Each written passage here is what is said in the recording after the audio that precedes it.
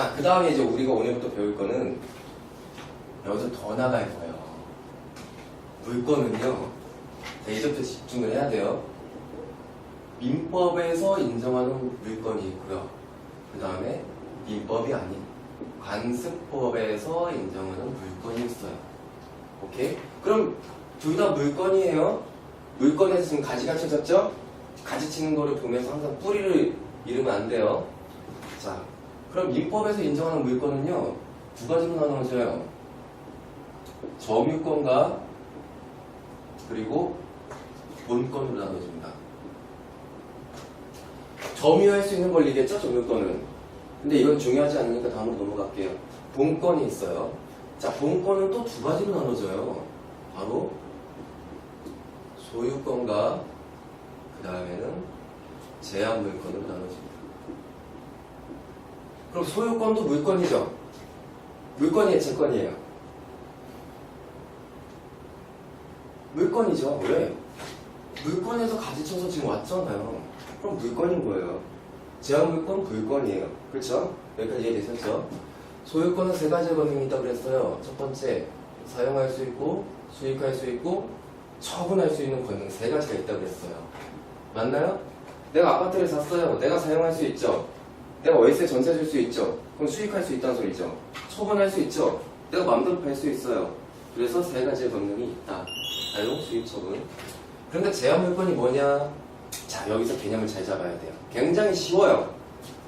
소유권의 이 세 가지 권능 중에서 일정한 권능을 가지고 오는 걸 제한 물권이라고 해요. 오케이? 빼앗아 오는 거예요. 자, 한번 어떻게 나눠지나 볼까요? 제한 물권도 두 가지로 나누어진다. 첫 번째, 용익 물권과 그리고 담보 물권으로 나눠져요. 담보 물권은 우리가 처분 물권이라고 불러요. 오케이? 자, 그럼 용익 물권은 뭐가 있느냐? 그 전에 이것도 개념 잡고 가자.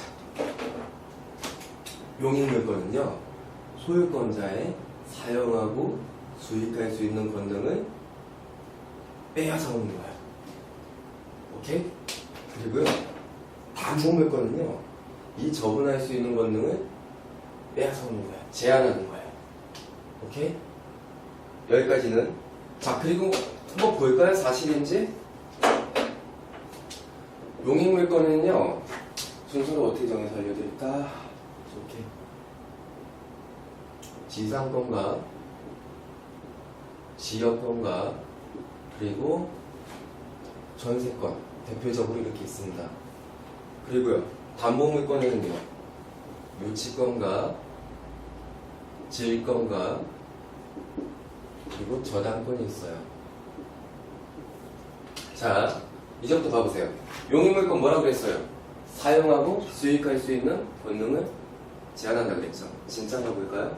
지상권은요, 지상권의 지자는 땅 지자나 땅지.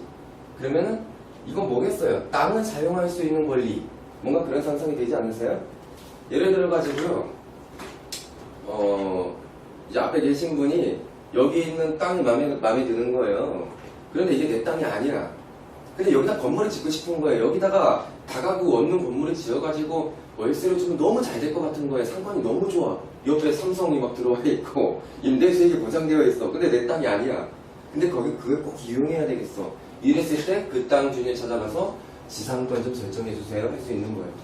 땅을 합법적으로 법률적으로 사용할 수 있는 계약을 할 때 지상권을 설정합니다. 다른 걸 설정할 수도 있는데 지상권도 그 중에 하나예요. 이제 물권으로 설정하는 거죠. 자, 그리고 지역권 한번 볼까요? 지역권은요, 똑같이 땅이 지자예요. 근데 지역권, 이것도 땅을 사용할 수 있는 권리라는 생각이 드셔야 돼요. 예를 들어 볼까요? 땅 지자라 그랬죠? 이런 거예요. 지금 보세요. 제가 여기 A 토지 위에다가 건물을 짓고 살아요. 그리고 옆에 B의 토지가 있어요. 그리고 B도 여기다 건물을 짓고 살아요, 이렇게. 그런데 길이 어디냐면, 길은 이렇게 나와 있는 거예요, 이렇게. 이게 길. 오케이? 최대한 법률 용어를 안 쓸게요, 길. 왜냐면 지금 기초 단계니까. 그러면은, A가 여기다 건물을 짓고 살고 있는데, 길까지 나오려면은 이 땅을 지나칠 수밖에 없는 거예요. 근데 남의 땅이잖아요. 이랬을 때 지역권은 남의 땅을 이용할 수 있는 권리를 갖는 거예요. 이 길을 이용할 수 있는 권리. 이것도 보세요. 사용 수익할 수 있는 권리 맞나요? 지상권. 남의 소유권자의 처분은 할 수 없지만 그 땅을 사용 수익할 수 있는 권리 맞나요? 지상권? 예. 그래서 용익물권은 사용 수익의 권능을 빼앗는 거다라는 거예요. 전세권 더 이상 설명이 필요해요? 전세권. 예를 들어서 전세 계약했어요. 그리고 전세권을 설정했다. 그러면은 소유권자의 사용하고 수익할 수 있는 권리를 일정 기간 동안 갖고 오는 거잖아요. 근데 얘가 이 소유권자의 건물을 처분할 수 있어요? 전세권자가? 못 팔잖아요. 그러니까 처분 권능은 못 갖고 오는 거죠. 여기까지 이해가 혹시 어렵나요? 개념은 이해되셨어요? 좋아요. 자, 담보물권은요. 저당권부터 설명드릴게요. 처분 권능을 제한한다 그랬죠. 저당권이 뭐죠? 우리가 흔히 은행 가고요, 아파트 살 때 담보대출 받죠. 그때 금전 소비 대차 계약이라는 거래요. 돈을 쓰라고 빌려주는 계약. 그걸 하고 나서 저당권 설정을 해요. 이건 말 그대로 그 물건, 부동산을 담보로 잡는 거예요. 담보로 잡고 나중에 빌려준 돈을 갚지 않았을 때 바로 저당권은 경매 신청권이 있어요. 이거 무슨 말이겠어요? 돈을 안 갚았을 때 그 담보로 잡은 부동산을 팔아버릴 수 있는 권리가 있다는 거예요. 그러니까 처분할 수 있는 권능을 갖고 온 거잖아요. 맞나요?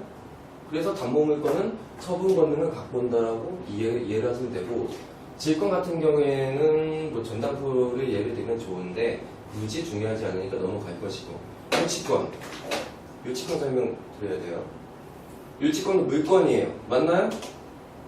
뿌리를 봐보세요. 띠, 띠, 띠, 띠, 띠, 띠, 띠. 물권이에요, 제권이에요?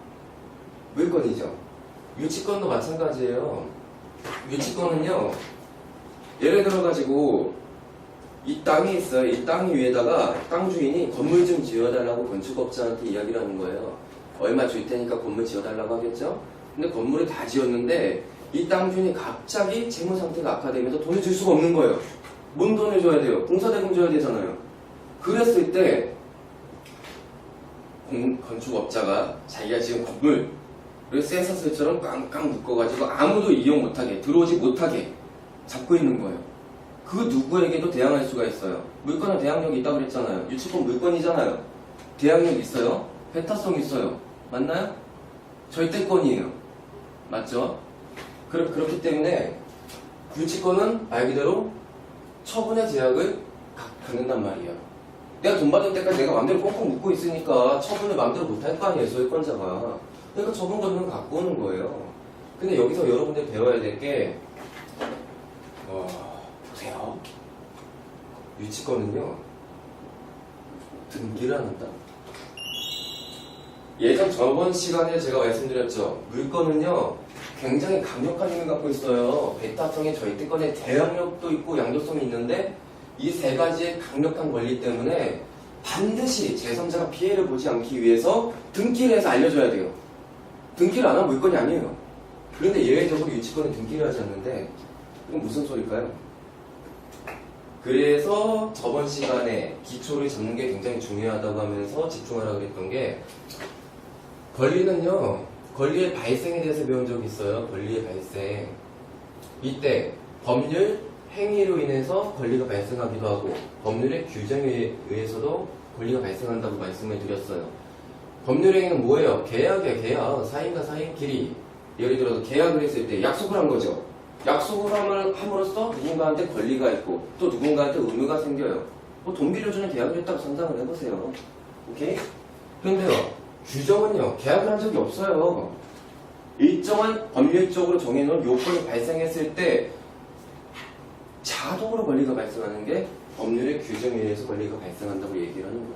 그래서 그때 뭐라고 예를 들었어요? 뭐라고 예를 들었죠? 내가 운전을 하고 가다가 빨간불이, 주황불이 들어오면서 빨간불이 들어왔는데 그걸 못 보고 빨간불이 땐 초록불 들어왔겠죠, 횡단보도는? 횡단보도에 지나간 사람은 박은 거예요.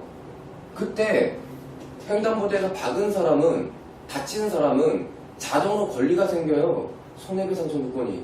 이때 계약한 적이 있어요? 없죠. 그래서 이때는 일정한 요건, 민법상의 일정한 요건에 의해서 권리가 발생하는 것을 보고 권리의 발생, 규정에 의해서 권리가 발생한다고 말씀을 드렸어요. 내내 예치권도 마찬가지예요. 법률의 규정에 의해서 권리가 발생하기 때문에 등기를 하지 않아도 권리가 생깁니다. 삥삥 돌아, 그러니까 이걸 설명하려고 지금 예를 들면서 삥삥 도는 거예요.